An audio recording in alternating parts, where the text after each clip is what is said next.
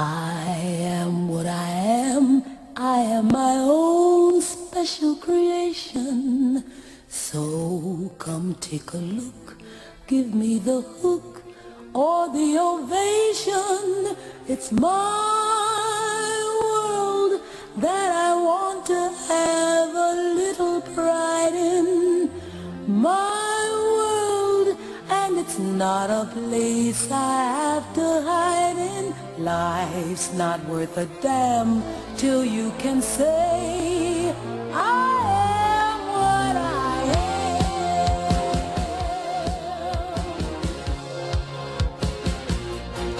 am. Hello friends, my name is Jan Golding. I'm setting up a fig tree in South Portugal here to share with you an opportunity. It's an opportunity to help support the continual manifestation of global unity and collaboration for a whole systems transformation of human society that is going to create a civilization of abundance and sharing and caring and regeneration. So what is happening? As some of you may know, I've been involved creating United Earth, the Synergy Hub, organizing online festival, sharing global solutions for a global transition, and what else? The Conference of the Movements. I've been really active networking and supporting this movement of people coming together who want to make a change. Hello Jan, welcome. Hello Celestine. For me it was a little bit difficult to get you here. I get you here because you are such a beautiful man, because you're devoted to do beautiful things, like very huge thing also. Because on the Facebook I see you call yourself a planetary unifier. Yeah. Wow. And you call yourself way shower and a global transition architect. That's Right. so beautiful. Yeah. And a transformational fire starter. That's so beautiful. Can you explain me what you're doing, in fact? What do you want? What's your goal? Right. Yeah, so it was really in 2010 that I had this kind of epiphany, this vision, having lived an alternative life for quite a while before then, and really researching what is happening in the world and especially what are the alternatives, what are the solutions to the problems that we are facing, the various crises that are just seem to be getting worse and worse. But there's a whole movement of people and organizations and initiatives around the world that are doing good. And I was really studying that movement and really starting to get this global perspective. And at some point in 2010, it's just like I connected a lot of dots and I saw the potential for this very diverse and vast movement that now is estimated at between 3 and 4 million organizations or collectives around the world, and between 700 million and 1 billion people. Wow. Who in their own way are trying to make a better world. Oh, and how beautiful. How beautiful to know that there are so many people. How does it work? Do you get people together? I mean, how does it work? Well, that's the big question, right? So when my first idea was, well, you know, we've got this vast movement, and we're all working separately, but now, you know, especially in recent years, there's a growing understanding that we really need to see how we can come together, how we can really start to work together, globally and locally. And so for me, you know, I guess one of the big advantages that we have at this particular time is the technology. You know, I mean, we're talking about something that was born in the 60s almost, this awakening of seeing the system and how it's structured and how it's not working and how it's not really serving the well-being of the people and the planet. You know, so there was revolution, there was uprising.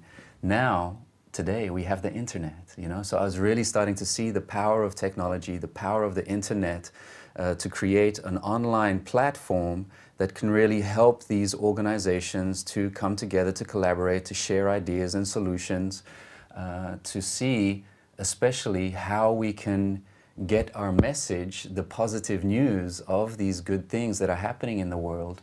How can we come together to get that message out into the general public? So Right. you had a poem, Yeah. and in this poem you're trying to let people wake up and make choices, so they get aware of where they are now. Let me see what hidden dream I can arouse from your opening hearts. This prose will illuminate an audacious plan, for whole systems revolution is my true art. Please tell me if you see what I see, for either have I seen the future, or my optimism is as misguided as our species. Do you see how humankind has been taken hostage by a system of money and power that none of us have chosen? Yet, in the face of all this destruction and deception, we continue to tolerate and to cooperate with this insatiable juggernaut that devours and desecrates all life. Yeah, I mean, I think that there's definitely a growing trend, especially among the youth today. You can really see the young people starting to see how the system isn't working, how the people who have the power and the money are really not acting in the best interest of the collective. There's a lot of self-centeredness, a lot of greed, a lot of corruption, largely because of the influence of money and the whole economic system, the way it's designed. So yeah, people are really starting to see the problems, the cracks in the system. And it's not just the youth, I think it's everywhere. You know, there was a survey that was done by Transparency International in 2013. And I think there's like a global average of between 80 and 85% of the population of all the countries in the world who believe the government to be controlled by large corporations acting in their own interest. So there's a growing awareness of the problems, but there's just very little awareness about what we can do about it and what the alternatives are and what the solutions are. So that is something that I feel very passionate about, having explored this field of solutions and innovations and new models in which we can organize ourselves as a species, as a consciously interconnected species. So it's not just thinking about human beings, but also understanding that we are part of an intricate web of life. And right now, the way we are interacting with nature, commodifying nature, exploiting nature, is essentially destroying our life support system, right? But do you think that being selfish is not part of human nature? Like being selfish and struggling for life, so you have enough money, so you're safe for a period of time at least. Is this not a part of human nature? And I'm not rectifying it. I'm just curious about what you think. It's a good question. It's an important question for how we have come to perceive what is human nature, right? Because yes, we are led to believe that, you know, people are selfish, people are greedy, people just care about themselves, when there's lots of scientific evidence as well that this is actually not the case. You know, studies done with children in different cultures show that, you know, people want to be empathic, want to cooperate, want to support each other. It's just that we're living in a society that really promotes competition, promotes individualism, promotes that separation. And this is also, you know, how the system is kind of structured so that those in power can maintain power. There's a lot of control and manipulation and oppression that is happening. And it's not to demonize the people in power or the governments or the corporations. It's just how things are and how things have evolved. And people feel very helpless. People feel very unsafe. And so, yeah, we're programmed collectively to just think about ourselves when really, you know, if we start, and we have examples of different cultures and different communities around the world that really start to work together and cooperate, it's just so much more fulfilling, so much more, you know, meaningful in sharing knowledge and resources and working together and rebuilding community. So this is essentially the, yeah. Because if you lived this life already, you decided not to live for money. Right. You have no money, you have no house, you have no possessions. You have 2 children. Yes. That's something, and that's a responsibility as well. Indeed. So that's, yeah. it's how is it? Can you cope with this? I mean, in a society where everything is about money, Right. Can you cope? Can you how does this work? Well, this, I mean, yeah. You have no house. Where are your children? Where are they? They have a house. They have a house. They have a house. They're with their mother, my ex-partner, Alex. They're in Portugal, and I'm actually going to go there tomorrow and see them. So, yeah, to get to that point, there's been a whole journey, you know, of really kind of, yeah, just really exploring life outside of the system. Exploring what is the meaning of life. I went on a whole kind of journey in my youth of exploring, traveling around the world and living in different communities and exploring yoga and meditation and personal development. And then I came in contact with Woofing, which is a kind of an international organization that helps people work on organic farms. How is it to live without money? So I experienced it for about 2 or 3 years. Right now, I've been very generously gifted money. A young man met me and heard about the work that I'm doing and decided to offer money unconditionally. That's really helping me a lot. And you know, I've been working through crowdfunding, and my family have been really supportive because they also feel, you know, they believe in the work that I'm doing. And like you said, it's not a conventional job. I can't go and apply for this job that I'm doing because it's something that is very new. And so, yeah, kind of living a life that started while I was in the eco-village. I chose to really start to live my life according to my passion, according to really what makes me come alive, what I'm really excited about, and then trust that money will come. And it did in very mysterious ways, in very unique ways. At some point while we were living on this farm in the bush in South Africa, I connected with a man who I'd met 10 years before, very briefly, and he just said he wanted me to help him create an online website as a resource for all of the, you know, inspiring solutions and information. And to cut a long story short, he decided to pay me a 5-year salary in advance. So he paid me a 5-year salary in advance. It had to be in gold. So I had all this gold all of a sudden, you know, in my little hut in Africa. And so this is just to say that my relationship with money is gold? very... Was this black money? He was a big criminal and tried to do something good, or well, he was actually he was an amazing guy. He was also very involved in the Gandhian movement. His name was Jeff Nabel, and he was a guy who'd made a lot of money as a geologist for oil companies, and then kind of woke up and saw the destruction that is happening and completely started to devote his life to healing the land and working with indigenous people. And yeah, he's just very aware of the whole banking system, and he didn't want the money to stay in banks. He didn't want to support banks.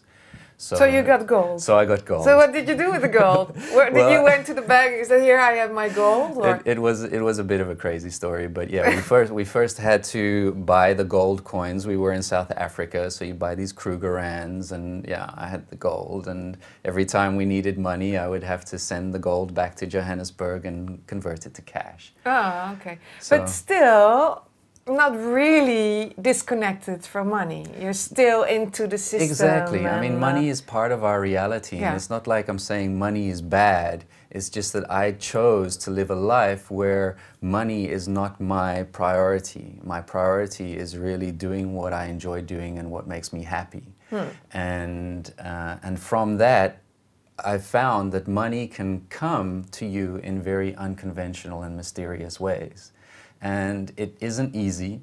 It's been, you know, there are moments where it's really tough, especially indeed because I have 2 daughters and, you know, I have agreements to give a certain amount every month. And so it's been a real journey, but it's been such a deep learning because you really already, you know, my whole journey when I started traveling around the world and living on the farm in South Africa, you know, we were cooking on fire, we were really growing our own food. You learn to live very simply and be very satisfied with very little. And so living without money has really taught me a lot in terms of just simplicity and humility and not taking for granted you know, all of these luxuries that we have accessible. When I spend money, it's very, very mindfully, it's like, do I really need this, you know? Which goes very much against the kind of the cultural programming where people are just taught all day long to spend and you know, and spend as much money as possible. So having lived that and experienced that, I can really say how fulfilling it is to now be living fully in line with my passion and my purpose. Well, it will be, I think about it, it will be a big problem if suddenly people are spending less and the system is falling down. It's scary as well, because then suddenly there's unemployment coming up because the economical system will fall down. Right. People don't have jobs anymore, you know? So it's also very scary. And in the same time, we're just sucking down the earth, sucking everything out of the earth. So it's a difficult situation. Exactly. So you said it, you know, where our economy, our so-called infinite growth economy is sucking the earth, it's killing the earth. So we need to start to look at things more from a larger perspective, a wider perspective, to look at the whole economic system as something that is actually destroying our life support system. It's destroying our planetary home. So the way, you know, the whole idea of an infinite growth economy is completely unsustainable. And, you know, the way economics is still studied, I learned this the other day, the way people are studying economics in universities today are based on models from like the 1850s and books from the 1950s. You know, it's so out of date with the current global situation. And that's why we start to see a lot of new economic models that are coming up, like localization, like the donut economy, circular economy, resource-based economy, sacred economy. We're starting to realize that it's the whole economic system, the way it's designed is really what is destroying this planet, you know, and the fact that corporations aren't really accountable for their actions. And there's not a lot of transparency, there's so much secrecy going on. And at the same time, we're creating more and more jobs so that we can keep this economic system growing. But, you know, these jobs really, how fulfilling are they? You know, how meaningful are they to our survival? They're just creating jobs for people to create money. So where's the future, you know? I mean, the thing is, we're living in a human society that is actually really sick, you know, on all levels. I mean, the way we are educating our children, from the food that we're eating, what we're consuming, you know, how the food is grown, it's killing the land, it's killing the water. We know so much of this, and yet we're still allowing for this economic system and this money-oriented way of thinking. It's all about the money, that's the bottom line. That's what's killing us as a species. And we need to really start to reevaluate our priorities as a species and say, is money the most important thing, or is nature more important, and taking care of nature? And how can we start to create an economy? You know, I would say, like, right now we have more of an eco-money instead of an economy. It's an economy, right? And that whole thing of eco comes from Greek, oikos, right? Taking care of our home. Economy, the word means to manage our home, to look after our home. Right now, we are selling our home for money. We are poisoning and destroying our home for money. What we really need to do is look at how we occupy ourselves with all these occupations that we've created that are contributing to the destruction of our planet. We need to really reevaluate how we organize ourselves as a species so that we can create a new kind of economy that is based on healing the planet, healing our relationships, healing our cultural divisions, healing our leadership. You know, we're you know, the way... If I come back to Yes, you, right. how were you when you were a little boy? Yeah, what How kind was of I? boy were you? I was very, very active, very sporting, yeah, I was just really enjoying myself. My mom left my dad when I was 2, and yeah, my mom is a real free spirit. You know, she was a real gypsy traveling across the world in the 60s on her own, and yeah, she's just, I mean, I was hearing these stories growing up and just seeing how she was living her life. You know, not easy as a single mom in those days. It was really rare. So, yeah. So you're the only child? I'm her only child. You're And, the, yeah, so you are very close with your mom. we're super close, yeah, Yeah. yeah, yeah. Are Yeah. you a competitive person? There's something that has kind of awakened within me is like, I feel like I'm only winning when everybody's winning. You know, it's really a sense of wanting to create win-win-win situations. I win, you win, the earth wins.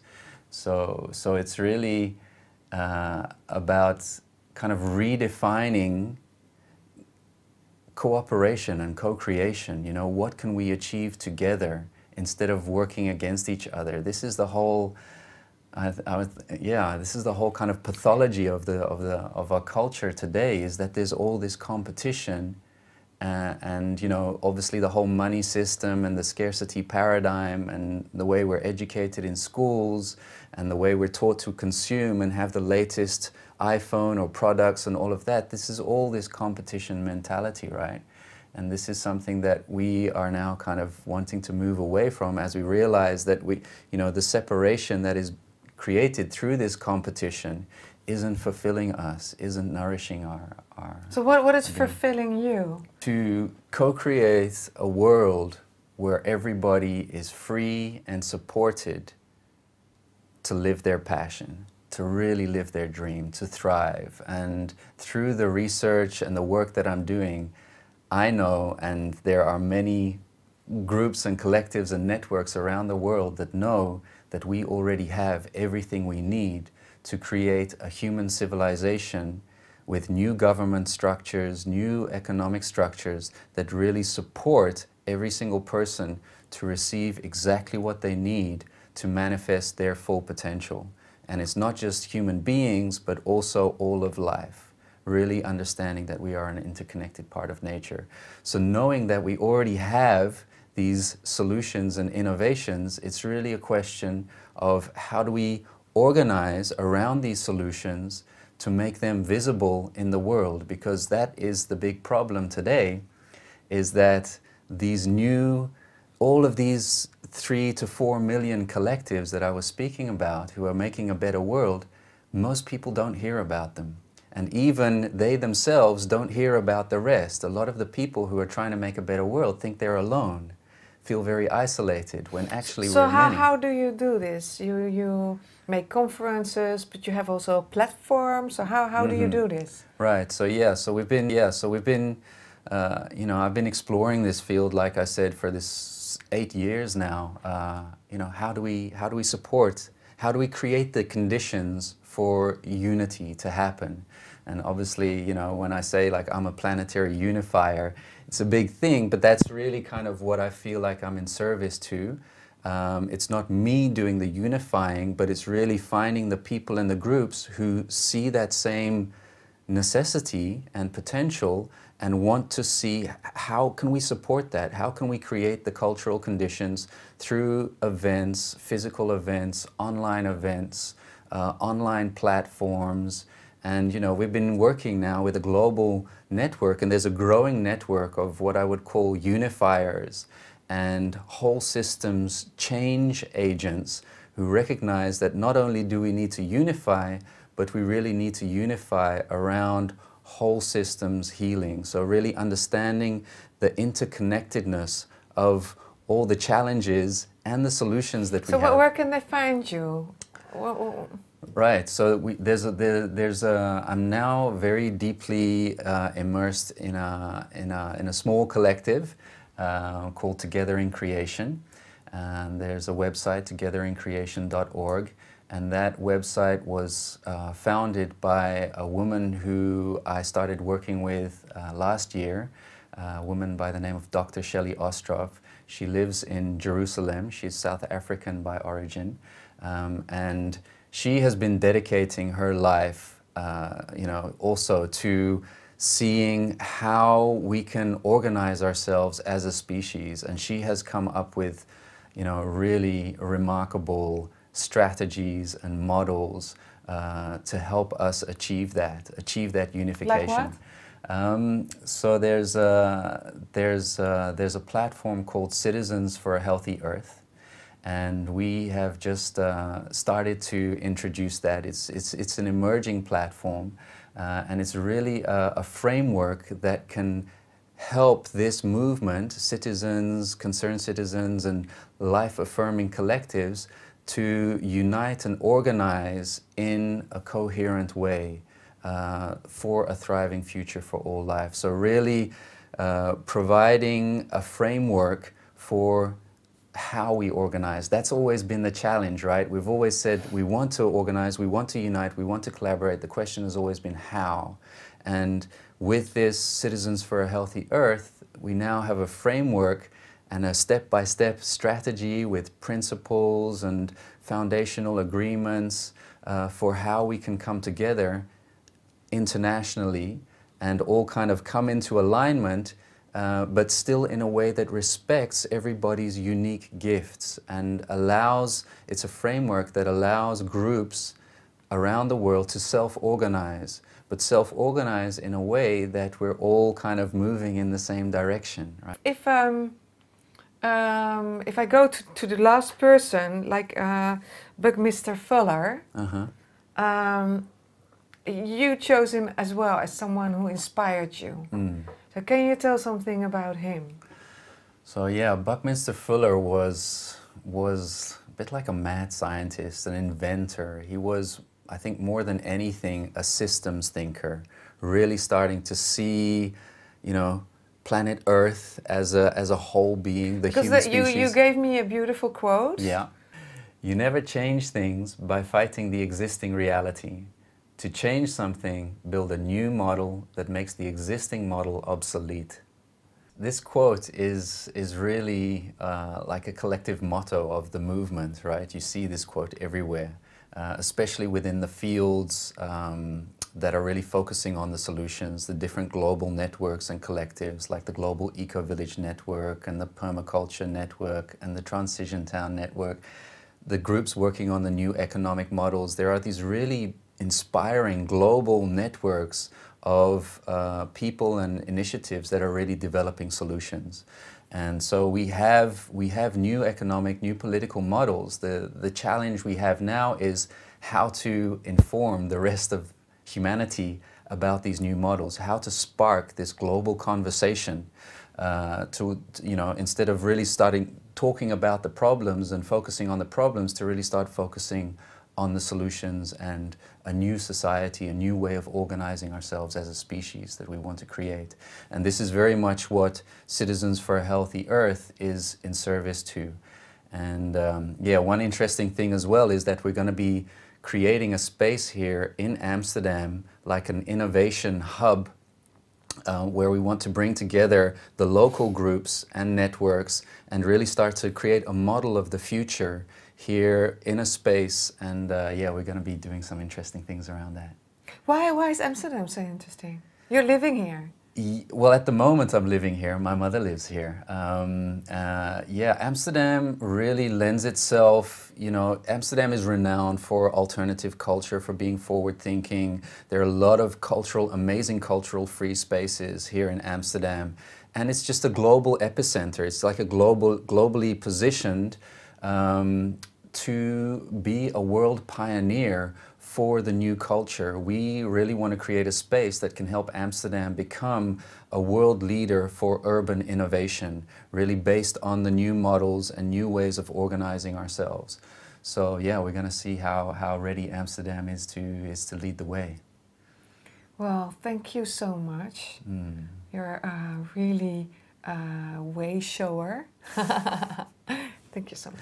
Thank you. Thank you. Good to be here. I am what I am. I am my own special creation. So come take a look. Give me the hook or the ovation. It's my world that I want to have a little pride in. My world, and it's not a place I have to hide in. Life's not worth a damn till you can say I am what I am.